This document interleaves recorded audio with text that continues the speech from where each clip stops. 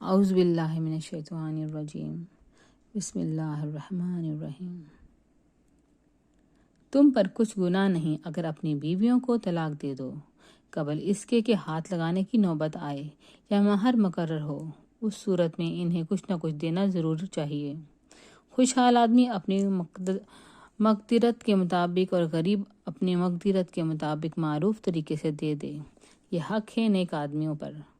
اور اگر تم نے ہاتھ لگانے سے پہلے طلاق دی ہو لیکن مہر مقرر کیا جا چکا ہو تو اس صورت میں نصف مہر دینا ہوگا۔ یہ اور بات ہے کہ عورت نرمی برتے اور مہر نہ لے، یا وہ مرد جس کے اختیار میں عقد نکاح ہے نرمی سے کام لے اور پورا مہر دے دے، اور تم یعنی مرد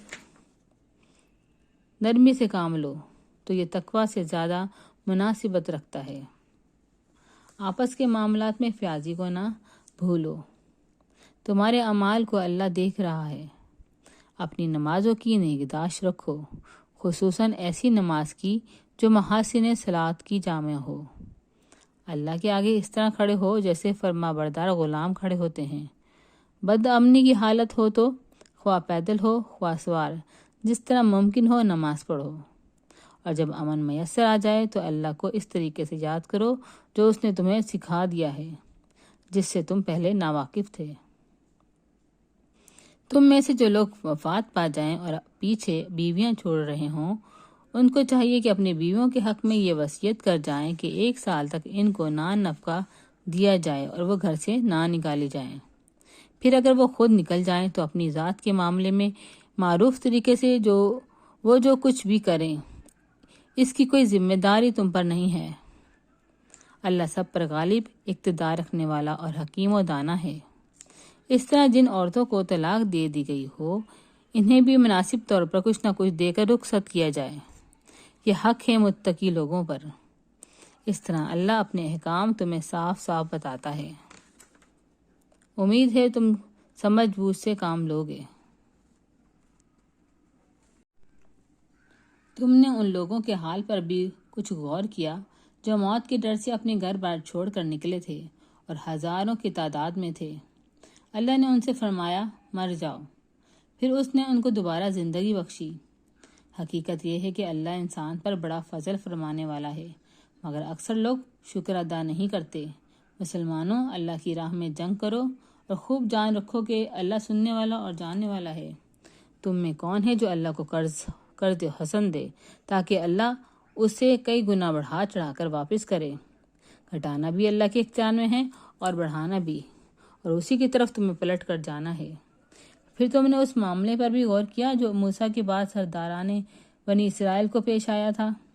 انہوں نے اپنی نبی سے کہا، ہمارے لیے ایک بادشاہ مقرر کرو تاکہ ہم اللہ کی راہ میں جنگ کریں۔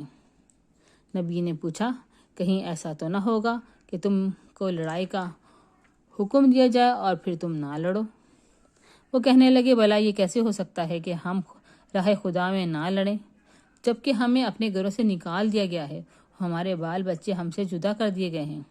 مگر جب ان کو جنگ کا حکم دیا گیا تو ایک قلیل تعداد کے سوا وہ سب پیٹ موڑ گئے، اور اللہ ان میں سے ایک ظالم کو جانتا ہے۔ ان کے نبی نے ان سے کہا کہ اللہ نے طالوت کو تمہارے لیے مقرر کیا ہے۔ یہ سن کر وہ بولے، ہم پر بادشاہ بننے کا وہ کیسے حقدار ہو گیا؟ اس کے مقابلے میں بادشاہی کے ہم زیادہ مستحق ہیں، وہ تو کوئی بڑا مالدار آدمی نہیں ہے۔ نبی نے جواب دیا، اللہ نے تمہارے مقابلے میں اسی کو منتخب کیا ہے، اور اس کو جسمانی اور دماغی دونوں قسم کی اہلیتیں فراوانی کے ساتھ عطا فرمائی ہیں۔ اللہ کو اختیار ہے کہ اپنا ملک جسے چاہے دے۔ اللہ بڑی وسعت رکھتا ہے اور سب کچھ اسی کے علم میں ہے۔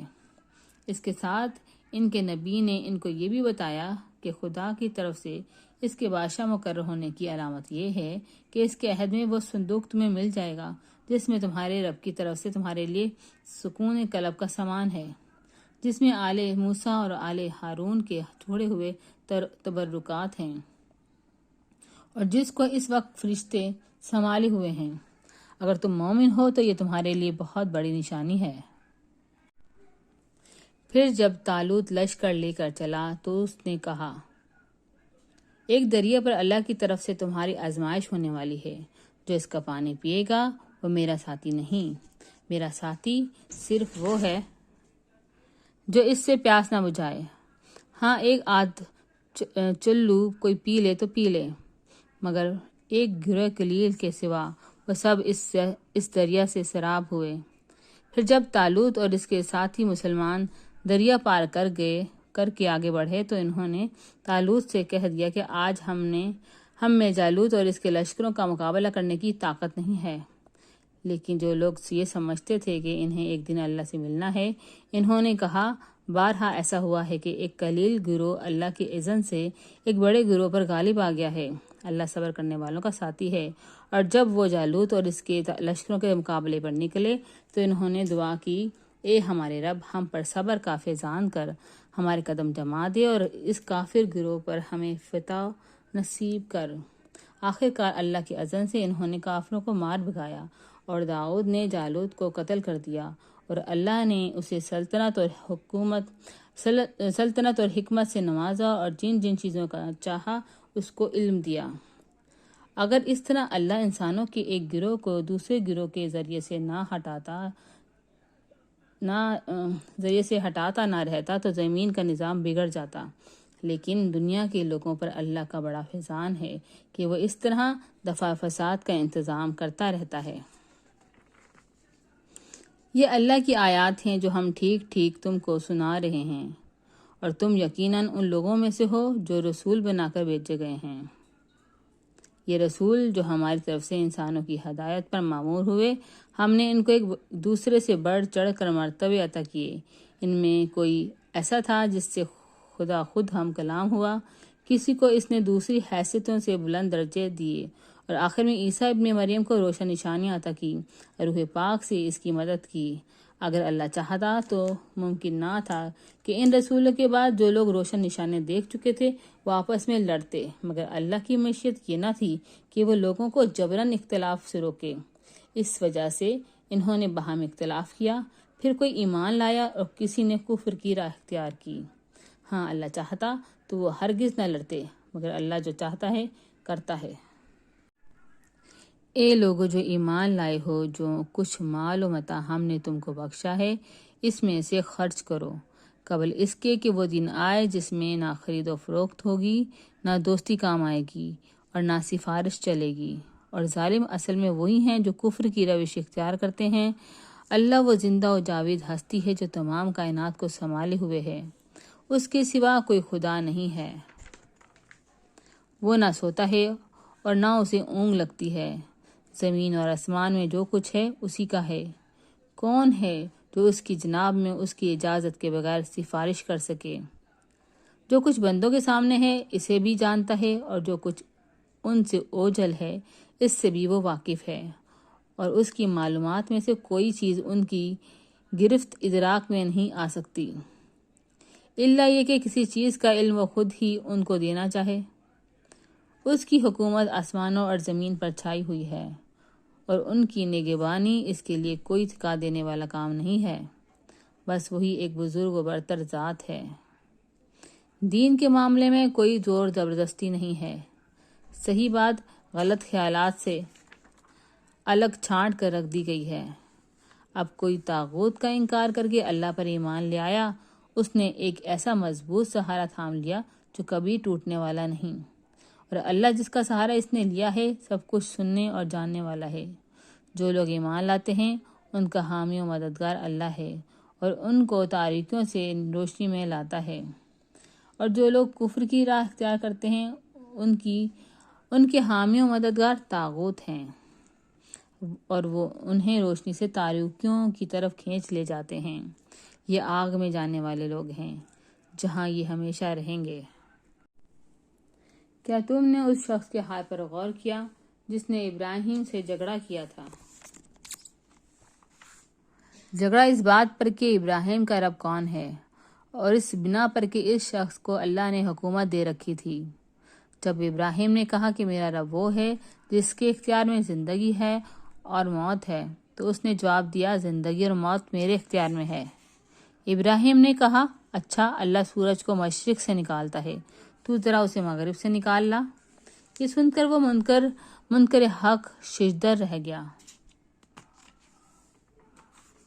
مگر اللہ ظالموں کو راہ راست نہیں دکھاتا۔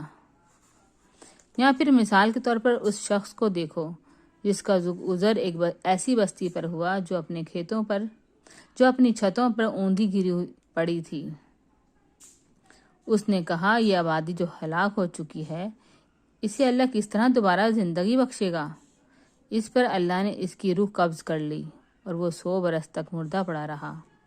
پھر اللہ نے اسے دوبارہ زندگی بخشی اور اس نے اس سے پوچھا، بتاؤ کتنی مدت پڑے رہے ہو؟ اس نے کہا، 1 دن یا چند گھنٹے رہا ہوں گا۔ فرمایا، تم پر 100 برس اسی حالت میں گزر چکے ہیں۔ اب ذرا اپنے کھانے اور پانی کو دیکھو کہ اس میں ذرا تغیر نہیں آیا ہے۔ دوسری طرف ذرا اپنے گدھے کو بھی دیکھو کہ اس کا پنجر تک بوسیدہ ہو رہا ہے، اور یہ ہم نے اس لیے کیا ہے کہ ہم تمہیں لوگوں کے لیے ایک نشانی بنا دینا چاہتے ہیں۔ پھر دیکھو کہ ہڈیوں کے اس پنجر کو ہم کس طرح اٹھا کر گوشت پوش اس پر چڑھاتے ہیں۔ اس طرح جب حقیقت اس کے سامنے بالکل نمایاں ہو گئی تو اس نے کہا، میں جانتا ہوں کہ اللہ ہر چیز پر قدرت رکھتا ہے۔ اور وہ واقعہ بھی پیش نظر رہے جب ابراہیم نے کہا تھا کہ میرے مالک مجھے دکھا دے تو مردوں کو کیسے زندہ کرتا ہے۔ فرمایا کہ تو ایمان نہیں رکھتا؟ اس نے عرض کیا، ایمان تو رکھتا ہوں مگر دل کا اطمینان درکار ہے۔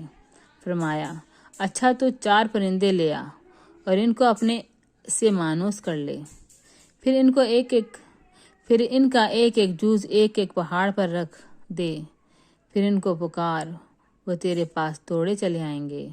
خوب جان لے کہ اللہ نہایت با اقتدار اور حکیم ہے۔